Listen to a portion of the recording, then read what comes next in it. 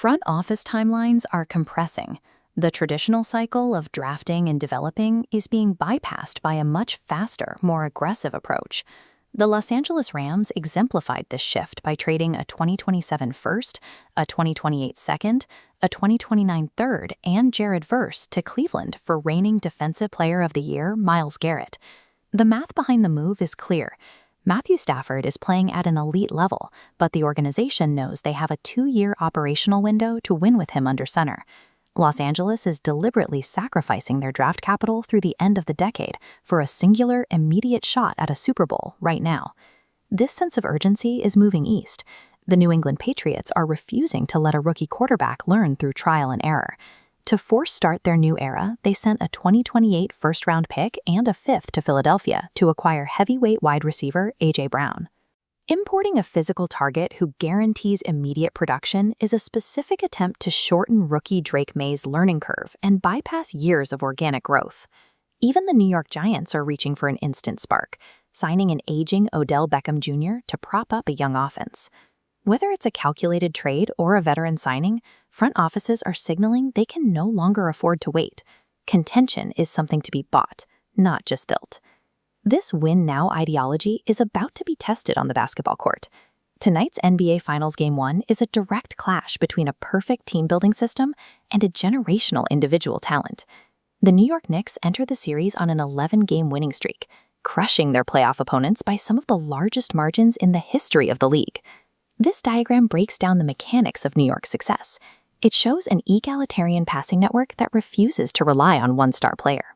By keeping the ball in constant motion away from a central hub, they generate open, high-percentage looks at an exhausting pace. Waiting for them in San Antonio is the ultimate individual counterforce, Victor Wembanyama. He is a franchise cheat code who already alters the geometry of the court on both ends. The historical stakes here are massive. Winning a title this early would place Wembanyama in an exclusive club of rookies and sophomores who carried their teams to a ring, a list that includes Magic Johnson. The closest direct comparison is Bill Walton, who dragged a highly inexperienced roster to a championship in his very first trip to the postseason. Game 1 will answer whether a flawlessly executed team system is enough to break a timeline-altering individual alien. But there is a heavy tax that comes with demanding instant success. When unproven rookies are expected to be immediate saviors, the pressure becomes suffocating. Look at Caleb Williams. Earning the cover of Madden means the marketing weight and competitive expectations of an entire franchise rest squarely on his shoulders before he's played a meaningful snap. This scatterplot maps his actual performance. He ranks high for spectacular, off-script heroics, but his routine on-schedule passes fall below the league average. Zooming in on throws from a clean pocket reveals a massive 7.5% gap between his expected and actual completion rate. This lack of patience is causing direct fallout in Minnesota, where quarterback J.J. McCarthy has reportedly demanded a trade out of sheer frustration. The Vikings chose to prioritize the immediate, veteran impact of Kyler Murray over allowing McCarthy to develop, a decision that is actively fracturing the locker room. In today's sports climate, failing to deliver immediate returns creates a fiction that quickly poisons the locker room and triggers trade demands.